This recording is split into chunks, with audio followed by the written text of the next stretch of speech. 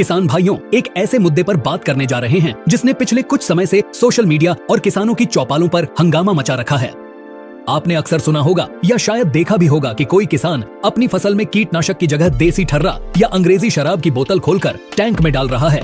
दावा किया जाता है कि इससे फसल ऐसी भागती है जैसे उसमें रॉकेट लग गया हो और फल ऐसे आते हैं कि पौधे झुक जाते हैं।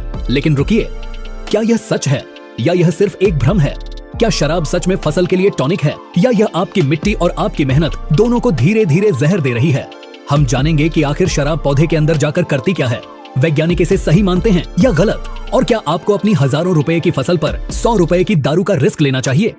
अगर आप एक जागरूक किसान हैं और अपनी खेती को लेकर गंभीर हैं तो अपनी कुर्सी की पेटी बांध लीजिए, क्योंकि आज हम खेती में नशे के इस खेल का दूध और पानी का पानी करने वाले हैं।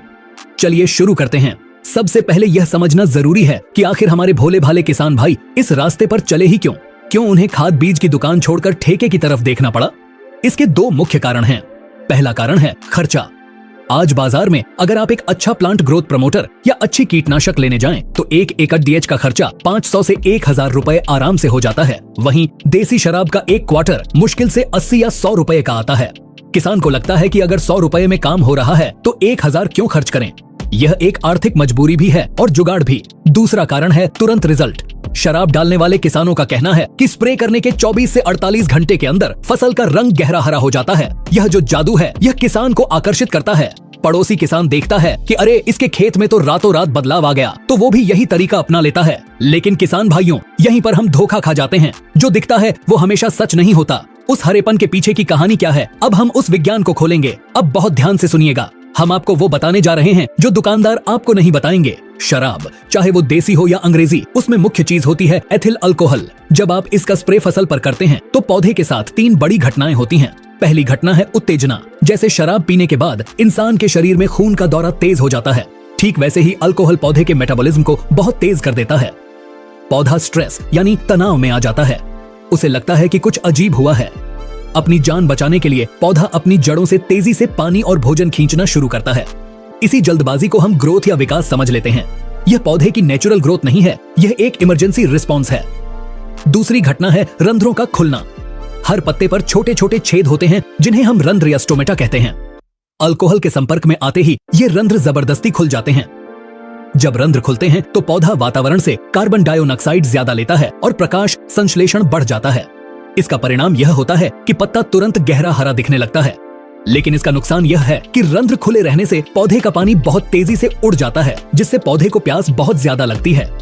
तीसरी घटना है सफाई। अल्कोहल एक बहुत अच्छा सॉल्वेंट है। जब आप इसे पानी में मिलाकर छिड़कते हैं तो यह पत्तों के ऊपर जमी धूल, मिट्टी और तेल की परत को साफ कर देता है। साफ पत्ता मतलब ज्यादा धूप सोखना। इससे भी फसल चमकदार दिखती है।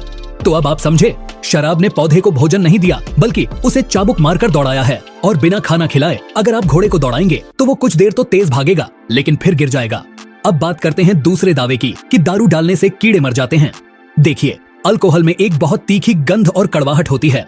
जब आप स्प्रे करते हैं तो छोटे कीट जैसे एफिड, जेसिड या सफेद मक्खी, उनके शरीर पर अल्कोहल लगते ही उनकी ऊपरी त्वचा जल सकती है या वे बेहोश हो सकते हैं। इसकी बदबू से कुछ कीड़े खेत से दूर भाग जाते हैं, लेकिन यह कोई पक्का इलाज नहीं है। जैसे ही शराब की गंध उड़ेगी, जो कि 4 से 5 घंटे में उड़ जाती है, कीड़े वापस आ जाएंगे। और सबसे बड़ा नुकसान यह है कि शराब यह पहचान नहीं करती कि कौन सा कीड़ा दुश्मन है और कौन सा दोस्त। यह खेत में मौजूद मित्र कीटों जैसे मधुमक्खी को भी नुकसान पहुंचाती है, और बिना मित्र कीटों के परागण नहीं होगा और पैदावार घट जाएगी। लेकिन हम जानते हैं कि हमारे कई किसान भाई एक्सपेरिमेंट करना पसंद करते हैं। अगर आप रिस्क लेकर भी इसे आजमाना ही चाहते हैं तो कम से कम सही तरीका जान लें, ताकि आपकी फसल जलकर राख न हो जाए। अगर आप प्रयोग कर रहे हैं तो इन नियमों को पत्थर की लकीर मान लें। सबसे पहले मात्रा का ध्यान रखें। 15 लीटर वाले पंप में 30 मिलीलीटर से 50 मिलीलीटर तक ही डालें। इससे एक बूंद भी ज्यादा न डालें। ज्यादा शराब का मतलब है जली हुई फसल।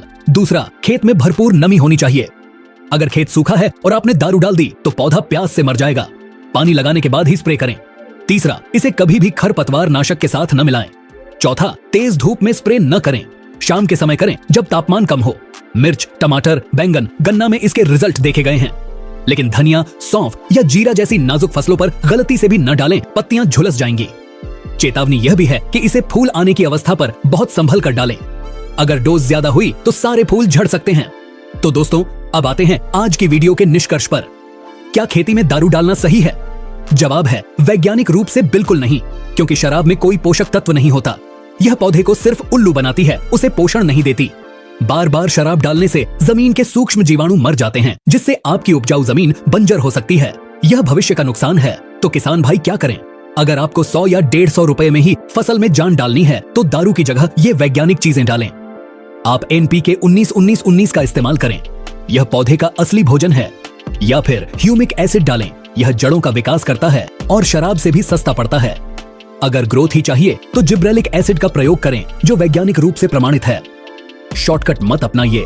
शराब का नशा जैसे इंसान के शरीर को खराब करता है, वैसे ही यह खेती की सेहत को भी खराब कर सकता है।